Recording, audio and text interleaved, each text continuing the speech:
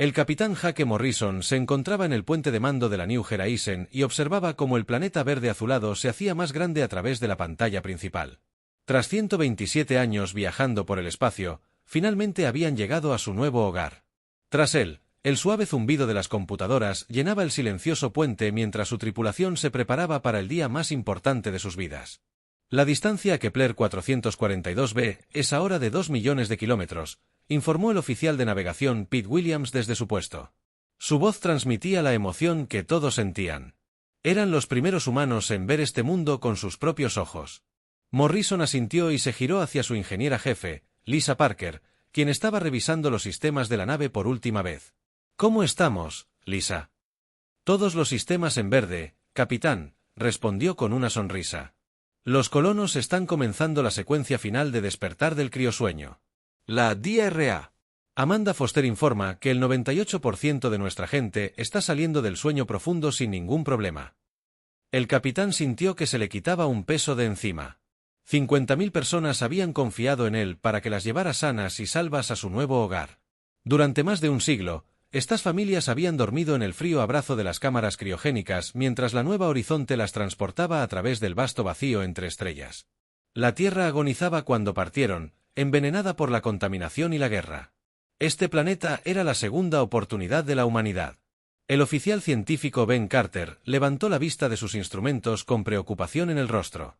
«Capitán, detecto patrones de energía inusuales provenientes de la estrella local. La actividad solar es mucho mayor de lo que indicaban nuestros escáneres de largo alcance». Morrison se acercó a la estación Carter y estudió los datos que se transmitían por la pantalla. «Brillantes». Advertencias amarillas y rojas parpadeaban mientras la computadora analizaba la radiación de la estrella. «¿Qué tan grave es?» «Las erupciones solares son 3 veces más fuertes de lo que esperábamos», explicó Carter. «Nuestro escudo debería soportarlo, pero debemos tener cuidado durante la aproximación». El ingeniero Parker se unió a ellos en la estación científica. «La radiación no dañará la nave, pero podría interferir con nuestros sistemas de navegación si nos alcanza una llamarada fuerte». Morrison tomó su decisión rápidamente. Reducir la velocidad de aproximación un 20% y seguir monitoreando esa estrella. «Prefiero tomarme un día más para aterrizar sano y salvo que meterme en problemas». Las siguientes horas transcurrieron tranquilamente mientras el nuevo horizonte se acercaba a su destino. El planeta se veía hermoso desde el espacio, con nubes blancas que se arremolinaban sobre océanos azules y continentes marrones. Era más pequeño que la Tierra, pero tenía la atmósfera y la temperatura adecuadas para la vida humana. La computadora había identificado docenas de buenos lugares de aterrizaje cerca de agua dulce y suelo fértil. El administrador de la colonia, Chris Johnson, llegó al puente con una tableta llena de informes. «Capitán, los colonos están despiertos y emocionados. Las familias con niños están especialmente ansiosas por ver su nuevo mundo. Algunos niños nunca han visto un cielo real». Morrison sonrió al pensarlo. Muchos de los colonos más jóvenes habían nacido durante el viaje y habían pasado toda su vida allí. Hoy, la nave respiraría aire real y sentiría la luz solar real por primera vez. «Señor, tenemos un problema», gritó de repente el oficial de navegación Williams. Su voz tranquila se había vuelto mucho más urgente. Todos en el puente se giraron para mirarlo. Morrison sintió un nudo en el estómago al ver el miedo en los ojos del joven oficial. «¿Qué clase de problema, Pete?» «La estrella acaba de liberar una enorme llamarada solar directamente hacia nosotros. Impacto en 47 minutos». La ingeniera jefe Parker corrió a su puesto y comenzó a escribir comandos rápidamente. «Leo niveles de radiación 10 veces superiores a los peores escenarios. Esta llamarada es mucho mayor que cualquier cosa para la que nos hayamos preparado». El oficial científico Carter ya estaba trabajando para calcular sus opciones. «Capitán, si nos desviamos ahora, podríamos reducir el impacto, pero perderemos nuestra ventana de aproximación. Tendríamos que esperar 6 meses a que los planetas se alineen de nuevo». Morrison miró a su tripulación por el puente. Estas personas habían trabajado juntas durante años preparándose para este momento. Los colonos de abajo contaban con que aterrizarían sanos y salvos y comenzarían a construir su nueva civilización. Pero si seguían avanzando, la llamarada solar podría dañar sistemas críticos. «¿Cuál es la potencia de nuestros escudos, Lisa?» «Los escudos delanteros están al máximo, pero esta cantidad de radiación los sobrecargará en minutos». La llamarada impactará nuestras computadoras de navegación y probablemente también inutilizará nuestros motores principales. El capitán estudió el planeta que se agrandaba en la pantalla. Estaban muy cerca de su objetivo. Tras ellos, la Tierra era un frío recuerdo de un mundo que ya no podía albergar vida humana. Delante, esperanza y un futuro para sus hijos. Capitán, dijo William en voz baja, si perdemos la navegación durante la aproximación para el aterrizaje, podríamos estrellarnos. Morrison asintió con gravedad. Entendía el riesgo, pero también sabía lo que significaba regresar. Los colonos habían utilizado todos sus recursos para construir esta nave y emprender este viaje. No había una segunda oportunidad, ningún plan B. Era la única oportunidad de la humanidad para sobrevivir. Continuamos la aproximación. Decidió Lisa. Transfiere toda la energía no esencial a los escudos. Ben, traza la ruta de aterrizaje más segura posible. Pete, prepárate para la navegación manual si las computadoras. Fallon. Sí, señor, respondieron juntos, con voz firme a pesar del peligro. La llamarada solar golpeó el nuevo horizonte como un martillo invisible. Las luces del puente parpadearon mientras enormes cantidades de radiación inundaban el casco de la nave. Las alarmas de advertencia comenzaron a sonar a medida que un sistema tras otro reportaba daños. Los escudos bajaron al 30%, gritó Parker por encima del ruido. Los motores principales están fluctuando. Las computadoras de navegación muestran errores. La nave comenzó a temblar al entrar en la atmósfera superior del planeta. A través de la pantalla, Morrison pudo ver llamas danzando alrededor del casco a medida que la fricción calentaba la capa metálica de la nave. El hermoso mundo azul verdoso se acercaba a su encuentro mucho más rápido de lo planeado. Los controles manuales no responden correctamente, informó Williams, moviendo las manos rápidamente sobre el panel. La radiación quemó la mitad de nuestros circuitos de control. La voz del Dr. Foster llegó por el intercomunicador desde la enfermería. Puente, tenemos heridos aquí abajo. La gravedad artificial está fallando en las secciones 7 a 12. Morrison se aferró a su silla de mando, mientras la nave se balanceaba violentamente hacia un lado. Las pantallas de las computadoras a su alrededor oscilaban entre pantallas normales y estática. Podía oír el crujido del metal bajo tensión mientras la nave luchaba contra fuerzas que nunca fue diseñada para soportar. Lisa, ¿cuál es nuestro estado? Nos estamos hundiendo, capitán. No puedo controlar nuestro ángulo de descenso. Nos estamos aproximando demasiado rápido y con una pendiente demasiado pronunciada. Morrison activó el intercomunicador de toda la nave. Todos, prepárense para un aterrizaje de emergencia. Todos, prepárense para un aterrizaje de emergencia. Lo último que vio antes del impacto fue el suelo elevándose a toda velocidad para recibirlos. Y entonces todo se volvió negro. Habían pasado 6 meses desde que la New Horizon se estrellara en el mundo alienígena, y el capitán Jake Morrison apenas podía reconocer el lugar donde se había estrellado su nave. Lo que una vez fue metal retorcido y escombros dispersos, era ahora un próspero asentamiento que los supervivientes llamaban refugio. El sol de la mañana proyectaba largas sombras sobre las ordenadas hileras de edificios construidos con placas de grabado recuperadas y materiales locales. Morrison caminó por la calle principal del asentamiento, observando los equipos de trabajo que ya estaban ocupados a pesar de la hora temprana. El sonido de martillazos y soldaduras llenaba el aire mientras el ingeniero Tony Rodríguez supervisaba a un equipo que instalaba nuevos colectores solares en el tejado del centro comunitario.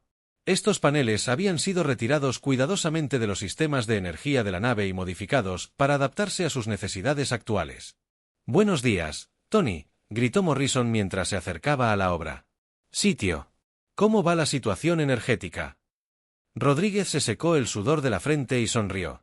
«Mejor de lo que esperaba, capitán. Estos colectores están absorbiendo un 60% más de energía que ayer. Descubrí cómo ajustarlos para que capten más del espectro de luz solar. Deberíamos tener suficiente energía para todos los sistemas esenciales la semana que viene». Morrison asintió con satisfacción. Tony había sorprendido a todos con su capacidad para hacer que la tecnología de reparación de daños funcionara de maneras para las que nunca fue diseñada. El joven ingeniero había comenzado como trabajador de mantenimiento en la nave, pero se había convertido en una de sus personas más valiosas desde el accidente.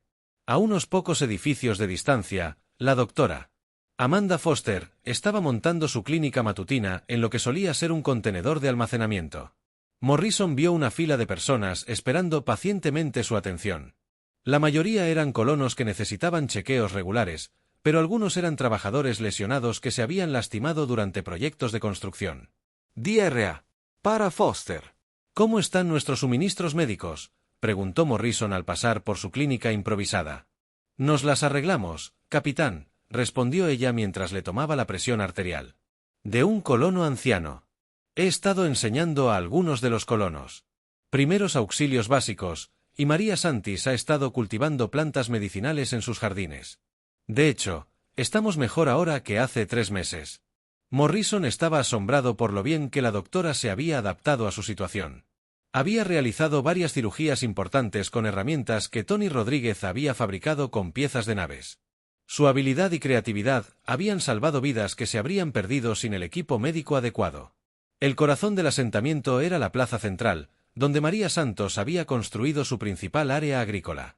Morrison la encontró arrodillada en la tierra, cuidando cuidadosamente las hileras de vegetales terrestres que crecían junto a extrañas plantas alienígenas.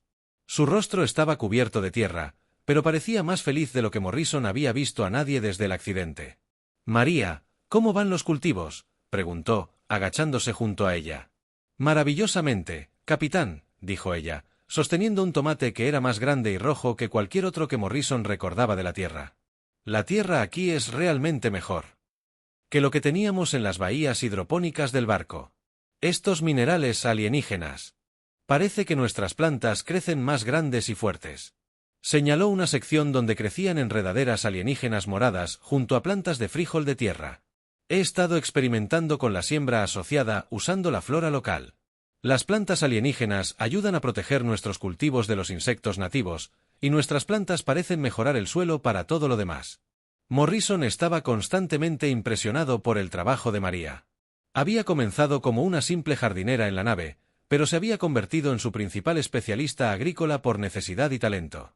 Su éxito con la producción de alimentos significaba que los colonos comían mejor ahora que durante el viaje.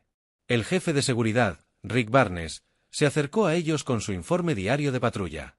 El exoficial militar había organizado las defensas de los asentamientos contra la peligrosa fauna del planeta. En las primeras semanas después del accidente, varios colonos resultaron heridos por depredadores que consideraban a los humanos presas fáciles. «Capitán, los sensores perimetrales detectaron otra manada de esos cazadores de pelaje rojo anoche», Barnes informó. «Probaron nuestras barreras alrededor de los sectores 4 y 7, pero no intentaron atravesarlas. La cerca eléctrica parece funcionar». Morrison había estado preocupado por los depredadores del planeta desde su primera semana en tierra. Las criaturas de pelaje rojo eran del tamaño aproximado de lobos de tierra, pero se movían en manadas coordinadas y mostraban señales de inteligencia. Habían matado a 3 colonos antes de que Barnes organizara las defensas adecuadas. ¿Alguna señal de que estén aprendiendo a sortear nuestros sistemas?, preguntó Morrison. «De hecho, señor, creo que están empezando a evitarnos por completo. No hemos tenido un enfrentamiento directo en más de un mes. Parecen entender que esta zona ahora nos pertenece». El sonido de las risas de los niños atrajo la atención de Morrison hacia la zona escolar donde Susan Wright daba clases a un grupo mixto de jóvenes colonos. Había convertido una gran parte de la antigua cubierta de recreo de la nave en aulas y zonas de juego. Sin libros ni sistemas informáticos adecuados, tuvo que recurrir a la memoria y la creatividad para educar a los niños. Morrison observó cómo Susan dirigía a los niños en una clase de ciencias usando rocas y plantas que habían recolectado en los alrededores del asentamiento. Una niña explicaba con entusiasmo cómo las plantas moradas locales cambian de color al tocarlas, mientras que un niño demostraba cómo ciertas piedras podían usarse para generar chispas y encender fuego. «Los niños se están adaptando más rápido que cualquiera de nosotros». Susan notó que Morrison la observaba y se acercó a él. «No ven este lugar como extraño ni peligroso. Para ellos, es simplemente su hogar». Morrison sonrió mientras observaba a los niños jugar a juegos que mezclaban tradiciones terrestres con nuevas actividades que habían inventado con materiales alienígenas. Estos niños crecerían como verdaderos nativos de este mundo, igualmente cómodos con el conocimiento humano y el entorno alienígena.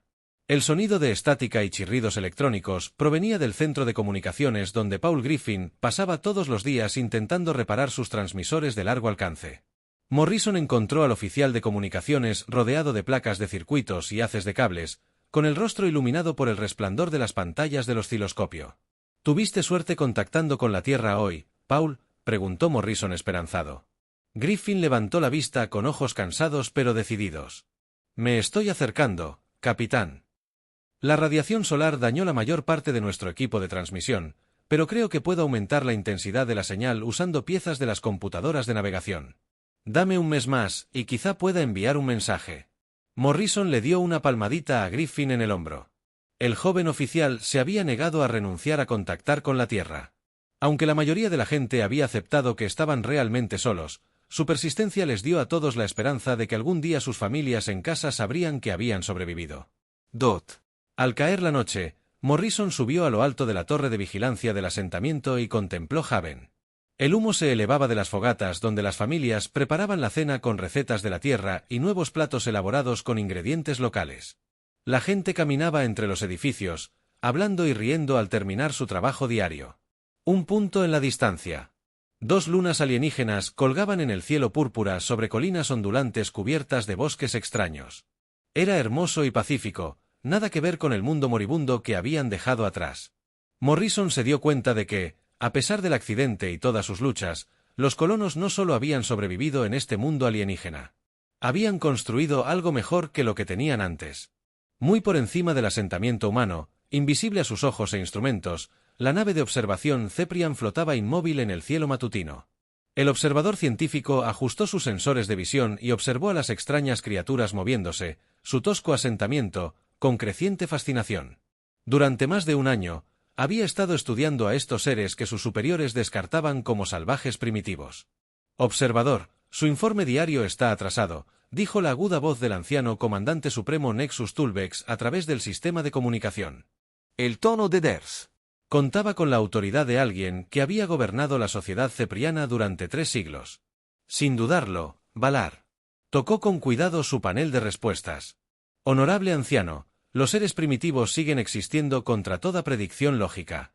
Sus patrones de comportamiento siguen siendo muy irregulares e impredecibles. Explícamelo, ordenó Tex con la frialdad y la indiferencia con que hablaban todos los líderes zafurianos.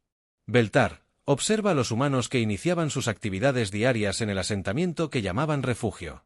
Deberían haber muerto durante el primer ciclo estacional. Su tecnología sufrió daños irreparables.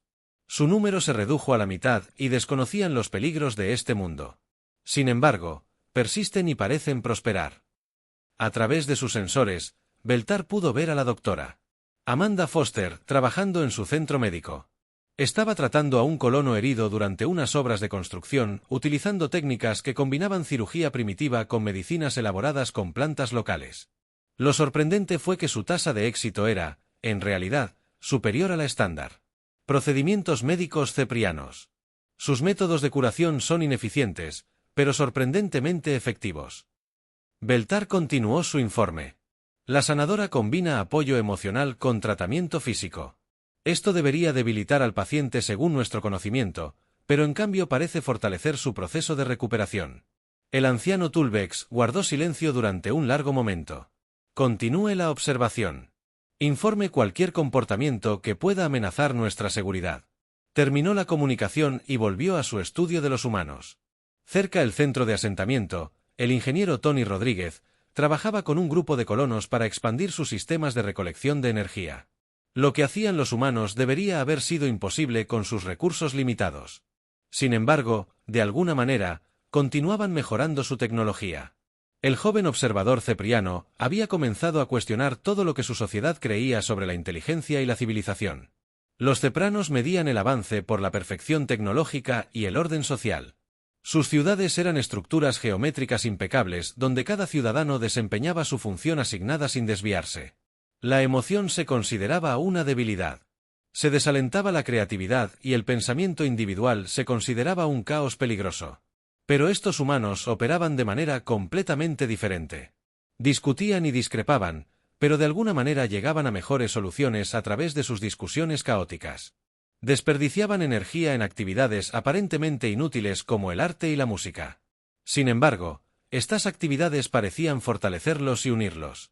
Lo más desconcertante de todo era que regularmente arriesgaban su propia seguridad para ayudar a los demás, lo que, según la lógica cepriana, debería debilitar al grupo. La analista cultural Tetram se unió a la estación de observación. Era más joven que la mayoría de los científicos ceprianos y había sido asignada para estudiar el comportamiento social humano. Al igual que Beltar, había comenzado a ver cosas en el asentamiento humano que desafiaban todo lo que les habían enseñado. Observador, he completado mi análisis del proceso educativo humano. Trem informó, sus métodos son completamente contrarios a los protocolos de aprendizaje eficientes. Se volvió hacia su colega con interés. Explique sus hallazgos. La educadora humana Susan Wright permite a los jóvenes explorar y experimentar en lugar de simplemente recibir información. Los animó a hacer preguntas y a sacar sus propias conclusiones. Esto debería generar confusión y una transferencia de conocimiento incompleta. ¿Pero no es así?, preguntó, aunque sospechaba que sabía la respuesta. No, los jóvenes humanos están aprendiendo más rápido y reteniendo más información que nuestros sistemas educativos más avanzados. También están desarrollando habilidades para resolver problemas que superan nuestras predicciones para los seres primitivos. A través de sus sensores, observaron cómo Danny Cooper, de 12 años, jugaba cerca del límite del asentamiento. El joven humano había descubierto algo que había escapado a la atención humana y zafriana hasta ahora. Se comunicaba con la fauna local mediante una combinación de sonidos y movimientos que parecían calmar incluso a los depredadores más agresivos. Fascinante, susurró Beltar mientras observaba al chico acercarse con éxito a una manada de los peligrosos cazadores Redur que habían amenazado el asentamiento durante meses. Las criaturas, que los estudios de Ceprian habían clasificado como depredadores impulsados por el instinto, respondían a las señales de Danji con lo que parecía ser inteligencia y curiosidad. Este comportamiento sugiere que las capacidades intuitivas humanas podrían ser más avanzadas que nuestros métodos analíticos. Catherine observó que el joven lograba la comunicación interespecies utilizando métodos que nuestros expertos en xenobiología consideraban imposibles. Beltar grabó todo mientras Danny alejaba a varios depredadores del perímetro del asentamiento, aparentemente convenciéndolos de cazar en zonas diferentes. El chico había resuelto un importante problema de seguridad usando solo paciencia, observación e instinto. Observador, llegó otra comunicación de la nave de mando zafriana. Esta vez era el comandante militar Krikabon, cuya voz tenía el tono áspero de alguien que veía todos los problemas a través de la lente de la fuerza y la eliminación. Sí, comandante, respondió. El anciano Tulbex ha expresado su preocupación por estos seres primitivos. Su naturaleza impredecible los convierte en una amenaza potencial para nuestra sociedad ordenada. Estoy preparando protocolos de esterilización para eliminarlos antes de que puedan extender su caótica influencia. Sintió algo que nunca antes había experimentado. Una emoción que la sociedad Ceprian había eliminado de la mayoría de los ciudadanos generaciones atrás. Estaba furioso. La idea de destruir a estos seres extraordinarios lo llenó de un sentimiento que no podía nombrar, pero que sabía que era erróneo. Comandante, solicita respetuosamente que se retrasen los protocolos de eliminación. Estos seres pueden poseer conocimientos valiosos para nuestra civilización. Explíquese de inmediato, exigió Crixivan. Velar observó el asentamiento humano donde la ingeniera Patricia Miss trabajaba en un sistema de purificación de agua. Su diseño era en realidad más eficiente que los estándares de la tecnología libre, aunque lo había creado utilizando únicamente materiales recuperados y recursos locales. Los humanos han desarrollado soluciones para la gestión de recursos y la adaptación ambiental que superan nuestras capacidades actuales. Su vínculo emocional crea una cooperación grupal más fuerte que nuestros métodos de control social. Sus sistemas educativos producen solucionadores de problemas más creativos que nuestros protocolos de transferencia de información. Hubo un largo silencio en la nave de mando. Finalmente, Krikabon respondió: sus observaciones serán revisadas por el Alto Consejo. Continúen monitoreando hasta nueva orden. Al finalizar la comunicación, Catherine se acercó al observador. Debo decirle algo que puede ser peligroso decir en voz alta. Creo que estos humanos no son primitivos en absoluto. Creo que pueden ser más avanzados que nosotros en aspectos que no comprendemos. Beltar asintió lentamente. He llegado a la misma conclusión. La pregunta es si nuestros líderes aceptarán esta verdad o si destruirán a los humanos para proteger nuestra ilusión de superioridad. En Haven, el capitán Jake Morrison celebraba su reunión vespertina con los líderes del asentamiento. Hablaron del progreso del día, planearon los proyectos del día siguiente y compartieron sus preocupaciones sobre su futuro. Ninguno de ellos sabía que cada uno de sus movimientos era observado y analizado por seres cuya decisión podía determinar si la humanidad sobrevivía o perecía en este mundo alienígena. Pero en algún lugar de la creciente oscuridad entre las estrellas, otras naves ceprianas se dirigían hacia el planeta y los pacíficos días de observación oculta llegaban a su fin. La primera señal de que algo andaba mal llegó cuando los patrones climáticos alrededor de Haven comenzaron a cambiar de maneras incomprensibles. El capitán Jake Morrison se encontraba en la estación meteorológica del asentamiento con el oficial científico Ben Carter estudiando datos que mostraban formaciones de tormentas imposibles desarrollándose en lo alto. «Esto no es natural, capitán», dijo Carter, señalando las nubes arremolinadas en su pantalla de radar improvisada. «Los cambios de presión atmosférica son demasiado repentinos y coordinados. Es como si alguien estuviera controlando el clima». Morrison miró por la ventana las nubes oscuras que se acumulaban sobre su asentamiento. Durante las últimas 3 semanas, Haven había sido azotado por un desastre tras otro. Primero llegaron violentas tormentas que destruyeron la mitad de sus colectores solares. Entonces, grupos de depredadores agresivos atacaron repetidamente las defensas externas del asentamiento. Ayer, un pequeño terremoto dañó sus sistemas de purificación de agua. ¿Creen que alguien nos está haciendo esto a propósito?, preguntó Morrison, aunque él mismo había estado pensando lo mismo. La probabilidad matemática de que todos estos eventos ocurran de forma natural es prácticamente nula, respondió Carter. Alguien o algo nos está poniendo a prueba. El ingeniero Tony Rodríguez entró en la estación con una tableta llena de informes de daños. Su rostro, habitualmente alegre, parecía cansado y estresado tras semanas de constantes reparaciones. «Capitán, hemos perdido otro colector de energía por los rayos. Puedo arreglarlo, pero llevará tiempo». «No tenemos». Morrison asintió con gravedad. «¿Cuánto falta para que llegue la próxima tormenta según estas lecturas?» «Unas 6 horas», respondió Carter. «Y esta parece más grande que cualquier otra que hayamos visto antes». El capitán activó el sistema de comunicación del asentamiento y habló con todos los colonos. «Atención, Haven. Soy Morrison. Se aproxima otra gran tormenta. Todos los equipos, preséntense a las estaciones de emergencia. Vamos a demostrar a todos que los humanos no se rinden cuando las cosas se ponen difíciles». En todo el asentamiento, los colonos entraron en acción con la fluida eficiencia que habían desarrollado. Tras meses de trabajo conjunto, la doctora Amanda Foster comenzó a preparar el centro médico para las víctimas de la tormenta. El jefe de seguridad, Rick Barnes, organizó equipos para reforzar las barreras perimetrales. La especialista agrícola, María Santos, trabajó frenéticamente para proteger sus cultivos de los vientos y la lluvia que se avecinaban. En lo alto, el observador científico observaba desde su nave de camuflaje cómo los sistemas de control meteorológico ceprianos se preparaban para desatar su prueba más severa hasta la fecha. El anciano Tulbex había ordenado desafíos cada vez más difíciles para determinar si la supervivencia humana se basaba en la suerte o en la capacidad genuina. «Observador, prepárese para registrar todos los datos sobre patrones de respuesta primitivos», llegó la voz del ejército. «Comandante Kriegs, esta tormenta determinará si estos seres merecen la continuidad de su existencia o su eliminación inmediata». Ajustó sus sensores a regañadientes. Había empezado a respetar e incluso admirar a los humanos, pero el protocolo militar cepriano lo obligaba a observar e informar. «Sistemas de grabación activados, comandante». La tormenta azotó a Haven con una fuerza devastadora, con vientos más fuertes que cualquier huracán. En la tierra, los edificios del asentamiento se desgarraron, mientras los rayos caían con una frecuencia y precisión antinaturales. Los colonos se habían preparado lo mejor que pudieron, pero esto superaba lo que sus estructuras estaban diseñadas para soportar. El DOT en la sección de ingeniería. Tony Rodríguez trabajó desesperadamente para mantener sus sistemas de energía en funcionamiento, mientras los rayos sobrecargaban un circuito tras otro. «Lisa, necesito que redirijas la energía a través de los sistemas de emergencia». Llamó a la ingeniera jefe Lisa Parker, quien se arrastraba por los túneles de mantenimiento para llegar al equipo dañado. «Ya estoy en ello, Tony». La voz de Parker se escuchó por la radio.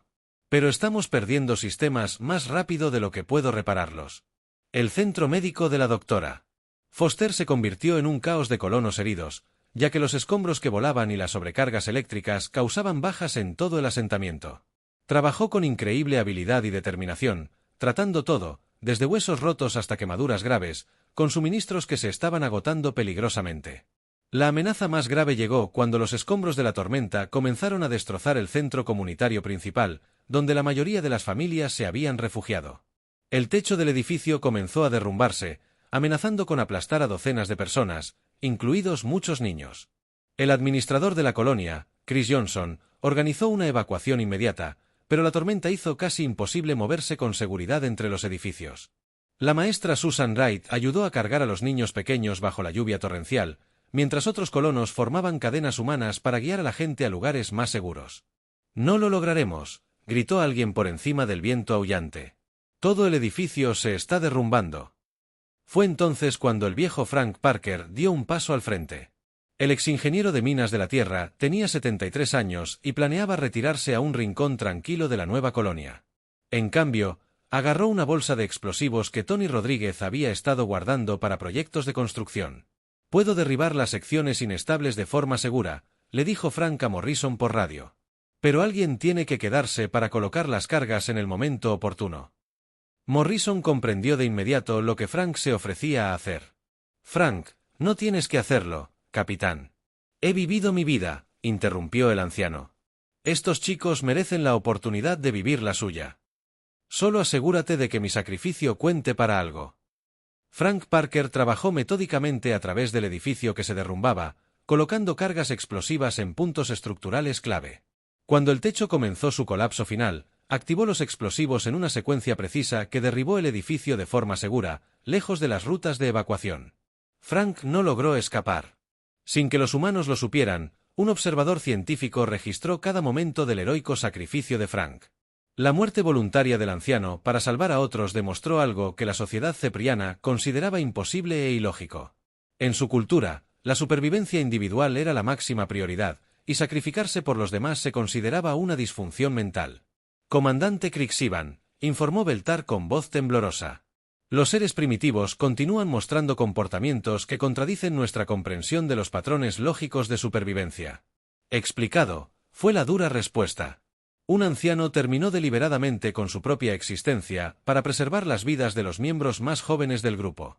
Esta acción salvó a aproximadamente 40 individuos, incluyendo a varias crías.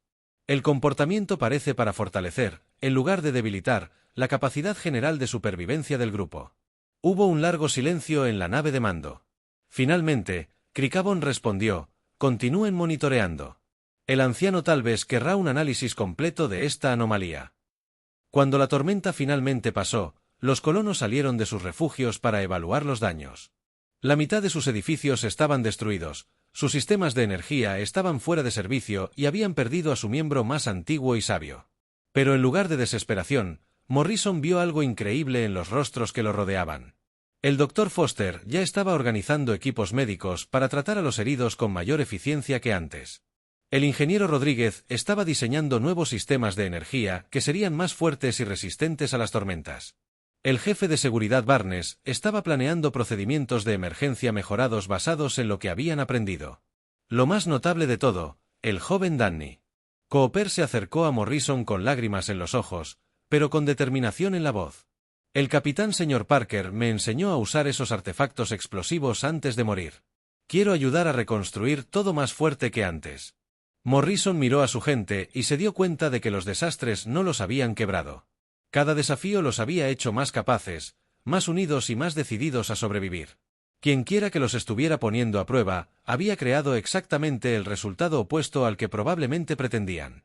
«Muy bien, gente», anunció Morrison a los colonos reunidos. «Tenemos trabajo que hacer. Mostrémosle a este mundo de qué están hechos realmente los humanos». Beltar continuó grabando mientras los humanos comenzaban a reconstruir su asentamiento con mejoras que lo harían más fuerte que nunca. El cielo matutino sobre Haven se oscureció al aparecer enormes naves, sus alas brillando como espejos plateados bajo el sol alienígena. El capitán Jake Morrison se encontraba en la plaza central del asentamiento con su gente reunida a su alrededor, observando cómo las enormes naves descendían entre las nubes con una gracia silenciosa. «Bueno, supongo que por fin podemos conocer a nuestros vecinos», dijo Morrison con calma, aunque su corazón latía con fuerza. Tras meses de misteriosos ataques y patrones climáticos imposibles, los seres responsables por fin se estaban dejando ver. El oficial científico Ben Carter, Sostenía su escáner con manos temblorosas mientras intentaba analizar la tecnología alienígena. Capitán, estas naves utilizan fuentes de energía que ni siquiera puedo identificar. Su tecnología es siglos superior a la nuestra. La DRA. Amanda Foster se acercó a Morrison, con su maletín médico listo por si las cosas salían mal. ¿Deberíamos evacuar a los niños a los refugios de emergencia? Morrison negó con la cabeza. Si hubieran querido destruirnos, ya podrían haberlo hecho. Vamos a afrontar esto juntos como comunidad. Muy por encima de ellos, a bordo de la nave Cepriana Líder, el anciano Talb se encontraba ante una enorme pantalla que mostraba el asentamiento humano. Con perfecto detalle, el comandante militar Krikabon esperaba a su lado con sistemas de armas, listo para eliminar la colonia primitiva con una sola orden. Los humanos han demostrado ser peligrosamente impredecibles, declaró Telvax con su voz fría e impasible. Su comportamiento caótico amenaza la estabilidad de nuestra civilización ordenada. Comandante Krix, prepárese para limpiar este mundo de su influencia. Los sistemas de armas están cargados y listos, anciano, respondió Krikan con entusiasmo. El asentamiento primitivo será eliminado en cuestión de segundos. Pero antes de que pudiera darse la orden, un observador científico se adelantó con la analista cultural Caterine a su lado. Ambos jóvenes Ceprons parecían aterrorizados pero decididos mientras se enfrentaban a su líder supremo. Honorable anciano, solicitamos respetuosamente un retraso en el protocolo de eliminación, dijo Beltar con voz firme a pesar del enorme riesgo que corría. Estos seres podrían poseer conocimientos que podrían beneficiar a nuestra civilización. Telves dirigió su mirada penetrante hacia los dos científicos. Explique su razonamiento, observador. Beltar activó una pantalla holográfica que mostraba grabaciones del comportamiento humano de los últimos meses. Los primitivos han demostrado una capacidad de resolución de problemas que supera nuestros modelos predictivos. Su vínculo emocional crea una cooperación grupal que supera nuestros métodos de control social. Sus sistemas educativos generan un pensamiento más innovador que nuestros protocolos de transferencia de información. Tram añadió sus propias pruebas a la pantalla. Sus técnicas médicas alcanzan mayores tasas de éxito que nuestros enfoques tecnológicos. Sus soluciones de gestión de recursos son más eficientes que nuestros métodos estándar. Y lo que es más significativo, su disposición a sacrificar el bienestar individual por la supervivencia del grupo crea comunidades más fuertes que nuestros protocolos lógicos de autopreservación. El anciano Talvex estudió los datos con creciente confusión. Todo lo que le habían enseñado sobre la civilización y el progreso sugería que estos humanos deberían ser inferiores a la sociedad cepriana en todos los aspectos. Sin embargo, la evidencia demostraba lo contrario. ¿Sugieres que estos seres primitivos son de alguna manera superiores a nuestra civilización avanzada? Preguntó Tex con valentía. Sugerimos que poseen habilidades que nuestra sociedad ha perdido debido a nuestra búsqueda de la perfección tecnológica, respondió Beltar con audacia. Podrían tener soluciones a problemas que nos han aquejado durante generaciones. El comandante Krikabon dio un paso al frente, furioso. Estas observaciones son especulaciones filosóficas sin sentido. Los primitivos siguen siendo una amenaza para nuestro orden social y deben ser eliminados de inmediato. Entonces, probémoslos una última vez, sugirió Beltar desesperado. Permítanme establecer contacto directo y evaluar sus respuestas a los protocolos de primer contacto. Si resultan hostiles o peligrosos, elimínenlos. Si resultan valiosos, consideren la posibilidad de cooperar. Tal vez consideró esta propuesta durante un largo rato mientras Krikabon abogaba por la destrucción inmediata. Finalmente, el anciano tomó su decisión. Tienes una oportunidad de contactar, observador. Cualquier señal de agresión por parte de los primitivos resultará en esterilización inmediata. En refugio, la nave alienígena más grande aterrizaba en los campos más allá del asentamiento. Morrison organizó a su gente cuidadosamente, eligiendo al Dr. Foster, ingeniero Rodríguez, y al administrador de la colonia, Chris Johnson, para que lo acompañaran en el primer contacto. Caminaron lentamente por el terreno abierto hacia la nave mientras un portal se abría en su liso casco. El ser que emergió era alto y elegante, de piel azul pálido y grandes ojos que parecían albergar sabiduría ancestral. Se acercó a los humanos con pasos cuidadosos, con el corazón latiendo rápidamente mientras se preparaba para la conversación más importante de la historia cepriana. Saludos, dijo Beltar en un inglés cuidadosamente practicado que su traductor universal le había ayudado a aprender. Soy Ciencia. Observador del colectivo cepriano, hemos estado observando su asentamiento desde su llegada a este mundo. Morrison dio un paso al frente con las manos vacías y visibles. Soy el capitán Jack Morrison. Estos son la doctora Amanda Foster, el ingeniero Tony Rodríguez y el administrador Chris Johnson. Nosotros representamos a la colonia humana de Haven. Nos han estado poniendo a prueba, continuó Morrison con calma. Las tormentas, los ataques de depredadores, los terremotos. Su gente ha estado intentando determinar de qué somos capaces. Beltar se sorprendió por la franqueza y la precisión de la evaluación humana. Sí, mis superiores desean evaluar si su especie representaba una amenaza para nuestra civilización, dijo la doctora Foster con suave curiosidad. ¿Y qué concluyeron? Que poseen habilidades que hemos perdido, admitió Valar. Su capacidad de innovación, cooperación y sacrificio crea soluciones que nuestro enfoque puramente lógico no puede lograr. El ingeniero Rodríguez sonrió y señaló hacia Haven. ¿Les gustaría ver lo que hemos construido? Quizás podamos aprender unos de otros. Durante las siguientes horas, Beltar recorrió el asentamiento humano con creciente asombro. La DRA. Foster le mostró técnicas médicas que combinan el conocimiento científico con el apoyo emocional, creando métodos de curación más efectivos que la tecnología pura. María Santos demostró sistemas agrícolas que funcionaban con procesos naturales en lugar de controlarlos por completo. Lo más impresionante fue la escuela donde Susan Wright enseñaba a niños usando métodos que fomentan la creatividad y el pensamiento independiente. El joven Danny Cooper mostró sus técnicas de comunicación con la fauna local, demostrando habilidades intuitivas que la ciencia cepriana consideraba imposibles. El observador Beltar le comunicó al anciano Talvex desde la nave de mando. Informe sus hallazgos de inmediato. Observó a los humanos que lo habían recibido con curiosidad y amabilidad, a pesar de saber que representaba una amenaza potencial. Honorable anciano, solicito permiso para traer representantes humanos a bordo de nuestra nave para demostrar sus capacidades al Alto Consejo. De ninguna manera, dijo el rey Cricabón con voz enojada. Ningún primitivo contaminará nuestra nave. Pero el anciano Talvex estaba intrigado. Explique qué desea demostrar, observador. Los humanos han desarrollado soluciones híbridas que combinan su inteligencia emocional con tecnología práctica. El Dr. Foster y nuestros especialistas médicos podrían colaborar en técnicas de curación. El ingeniero Rodríguez y nuestros arquitectos tecnológicos podrían diseñar sistemas más eficientes. Lo más importante es que sus métodos educativos podrían ayudar a nuestros jóvenes a redescubrir la creatividad que hemos reprimido. Hubo un largo silencio en la nave de mando. Finalmente, Talva habló. Traigan a 3 representantes humanos a bordo.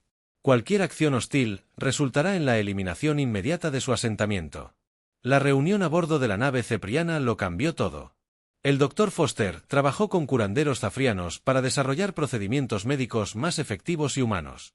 El ingeniero Rodríguez colaboró con técnicos alienígenas para crear sistemas de energía más eficientes y adaptables. Lo más notable es que el maestro Wright trabajó con jóvenes ceprianos para redescubrir métodos de aprendizaje que promovieran la innovación en lugar del conformismo. Cuando el anciano Talb presenció a un grupo de jóvenes ceprianos resolver problemas complejos mediante técnicas colaborativas de inspiración humana, finalmente comprendió lo que su civilización había sacrificado en su búsqueda del orden perfecto. El observador Beltar Tulbex anunció al Alto Consejo reunido: preparen protocolos para establecer un asentamiento conjunto. Estos humanos nos enseñarán a redescubrir lo que hemos perdido y compartiremos nuestro conocimiento para ayudarlos a prosperar. El comandante Crix protestó con enojo, pero fue desautorizado por los demás miembros del Consejo, que habían presenciado los extraordinarios resultados de la cooperación humana cepriana. 6 meses después, el oficial de comunicaciones Paul Griffin finalmente logró enviar un mensaje a la Tierra. Su transmisión contenía la noticia de que la humanidad no solo había sobrevivido a su viaje a las estrellas, sino que también había establecido el primer contacto con una especie alienígena benévola, ansiosa por aprender. De la creatividad y la cooperación humanas. El capitán Morrison se encontraba en la plaza central de New Haven, observando a niños humanos y zafrianos jugando juntos, creando juegos que ninguna especie había imaginado por sí sola. A lo lejos, la primera nave de exploración conjunta tomaba forma. Diseñada con lo mejor del conocimiento de ambas civilizaciones y tripulada por voluntarios de ambas especies, el accidente que parecía el mayor desastre de la humanidad se había convertido en su mayor oportunidad, demostrando que a veces lo más valioso que puedes compartir con el universo no es tu tecnología ni tu fuerza, sino tu capacidad de tener esperanza, adaptarte y cuidar de los demás, incluso cuando